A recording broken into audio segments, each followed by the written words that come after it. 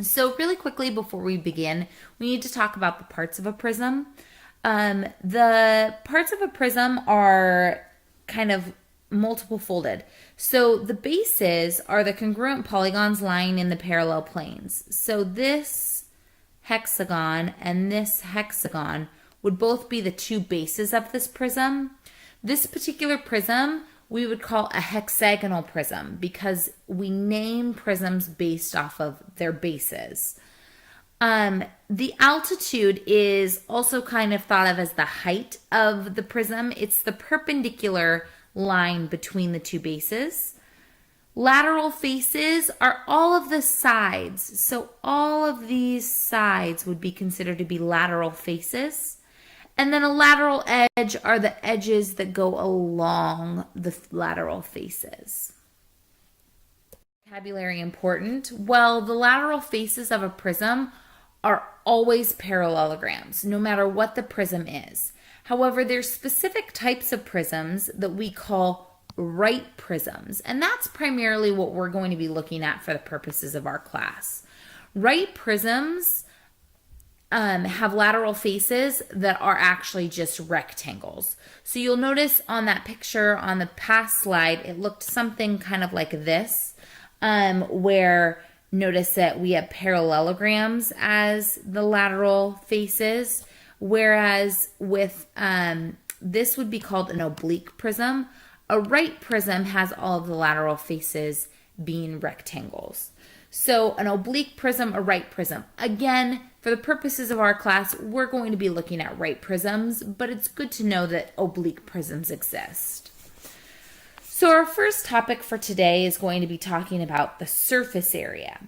The surface area of a prism is the sum of the areas of its lateral faces and the bases. So if you imagine taking a box and opening it up so that the box laid flat, and if you could take all of the areas of the individual sides of that box, add them together, that would get you the surface area. Let's talk about a formula for the surface area. Theorem 12.1 tells us that the surface area of a right prism equals the perimeter of the base times the height of the prism plus the area of the two bases. Okay, so the perimeter of the base plus the height, times the height of the prism plus the area of the two bases. Basically, what the perimeter of the base would do, if I take the perimeter of the base, and then you imagine it going back here, times the height, that would tell me what all of the areas of all of the lateral faces are. Then to that, I would add the two bases. So let's actually practice using this formula. In this case, I have a 20 by 9 by 8 centimeter prism here, a rectangular prism. So I would say, okay, well, the perimeter of my base would equal 20 plus 9 plus 20 plus 9. Or you could think of this as equaling 58. So the perimeter of my base is 58. So the perimeter times the height. The perimeter of my base times my height would be 58 times the height over here, which is 8. And you might have to do a little side bit of math. 8 times 8 is 64. Carry the 6. 8 times 5 is 40. So I would have 464. So now, finally, my last step to find the bases, the area of the base. That's what that big B is representing. So the area of the base would be 20 times 9. Think of that as 2 times 9 would be 18, and add the 0. So the area of the base would be 180. So if I'm looking for my surface area is going to equal 464, the perimeter times the height, plus 2 times the area of the base is. So 2 times 180 would be 360. So my total surface area here would be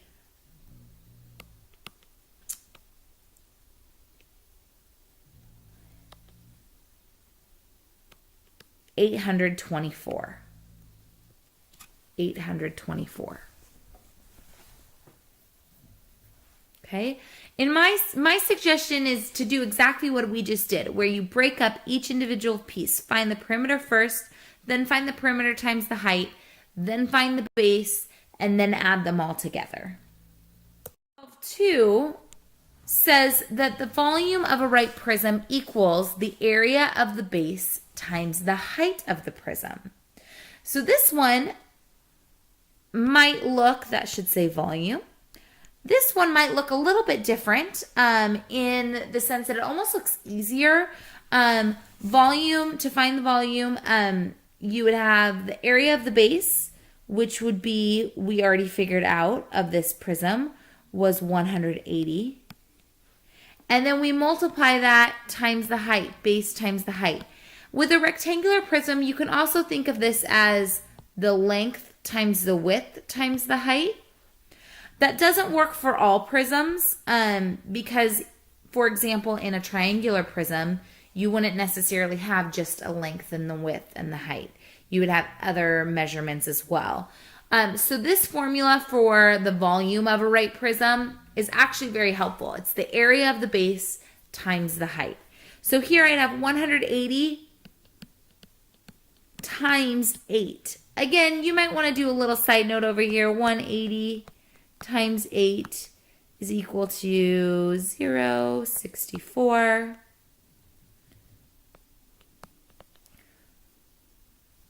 The volume would be equal to 1440 centimeters cubed.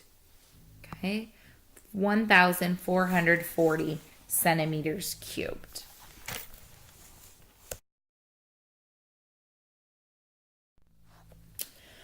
Okay, so what I'd like to do now is actually compare using these formulas for rectangular prism to using the formulas for a triangular prism, which then we'll go on to apply this to other prisms in the future as well. So let's start over here with the rectangular prism. The first thing that we want to do is we want to find the perimeter of the rectangular prism, or the perimeter of the base. So I would say, well, the perimeter of the base would be 4 plus 2 plus 4 plus 2.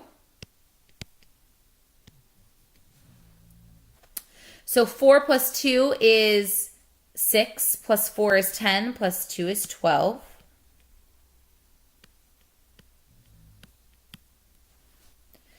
Now, the area of the base, on the other hand, we would just do 4 times 2, which would be 8. So if I wanted to find the surface area, I would do the surface area, as a reminder, is the perimeter of the base times the height, plus 2 times the area of the base. So the perimeter of the base is 12. My height is 6. Here's my height. Plus 2 times 8, the area of the base. 12 times 6 is 72, plus 16. So my total surface area would be 88 centimeters squared. Now a reminder, to find the volume, I do the area of the base times the height.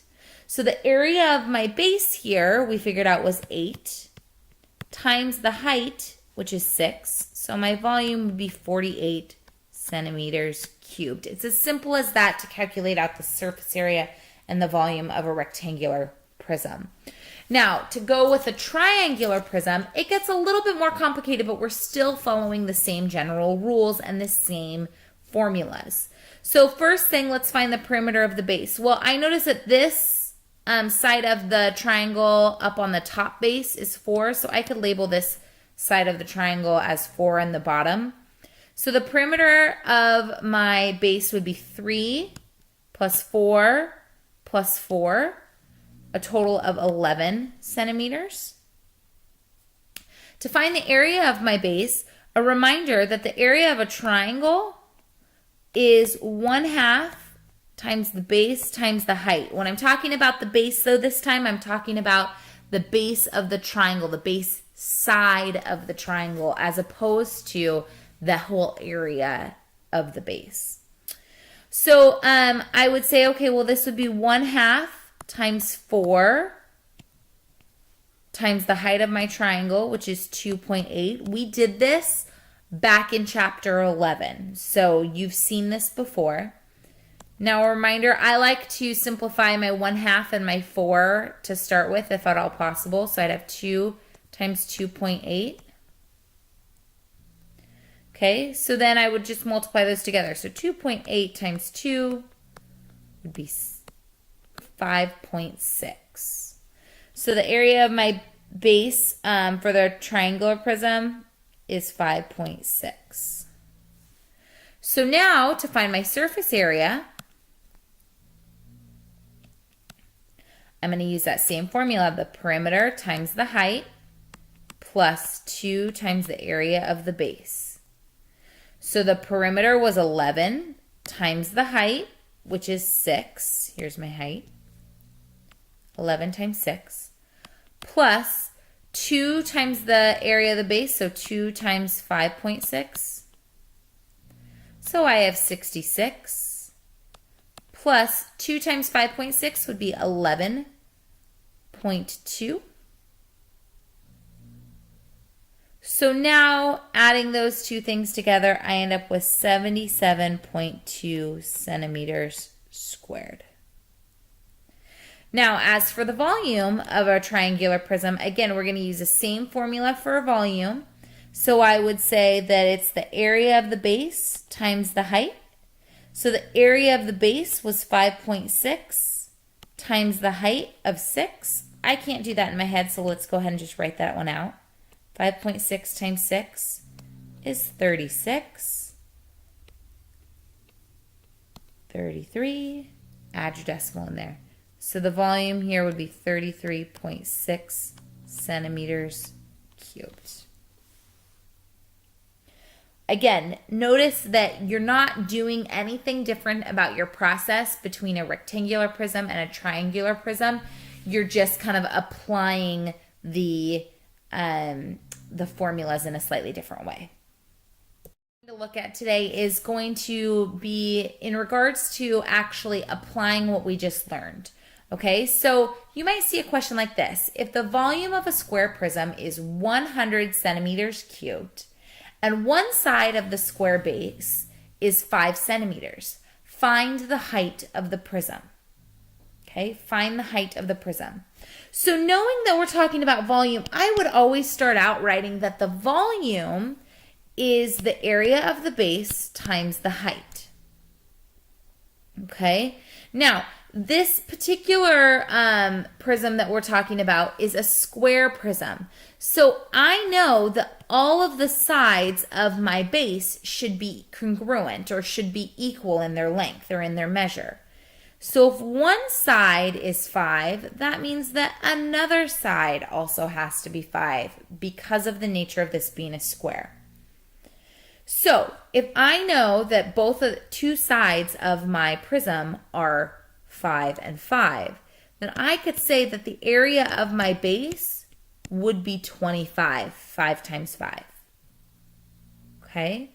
Now, the other piece of information that I'm given is that my volume is 100 centimeters cubed. So I'm going to replace volume with 100, replace the area of my base with 25, and now I have an equation set up where I can easily solve for h, the height, which is what I want. Divide both sides by 25. I end up with h is equal to 4 centimeters for the height. Okay, so notice that you may not be asked explicitly to give the volume, give the surface area. You might be asked a slightly more indirect question, but you are still able to solve this using these formulas. Homework for tonight. I hope that you all have a wonderful rest of your afternoon. Please let me know if you have any questions regarding any of the material that we covered today.